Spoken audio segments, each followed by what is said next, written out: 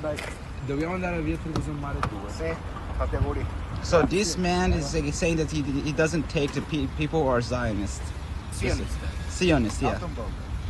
Un episodio spiacevole che però rimane solo un episodio fondamentalmente. Per noi sono tutti clienti. L'episodio è avvenuto a Treviso ed è Bufera, un turista di religione ebraica, ha denunciato che un tassista gli ha rifiutato la corsa perché è accusato di essere sionista, girando anche un video dell'accaduto. Il tassista, dal canto suo, nega il rifiuto e sostiene di aver detto all'uomo e al suo amico che i sionisti non sono ben accetti a bordo, che le porte sono rimaste aperte ed è il cliente che non è salito e poi che era già impegnato con altre corse.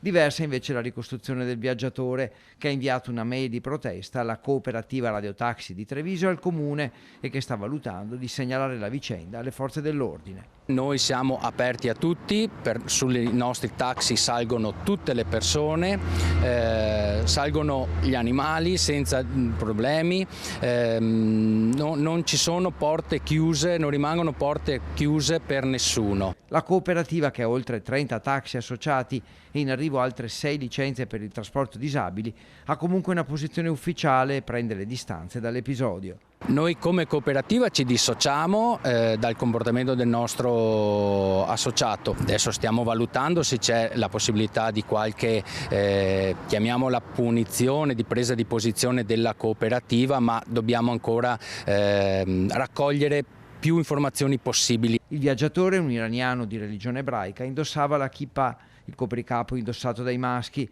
e afferma che dare del sionista a un ebreo solo perché calza la kippah è come dire fascista o mafioso a chiunque soltanto perché parla italiano. Credo che il collega abbia avuto un momento di difficoltà e abbia purtroppo additato, se vogliamo, questo cliente come capro espiatorio.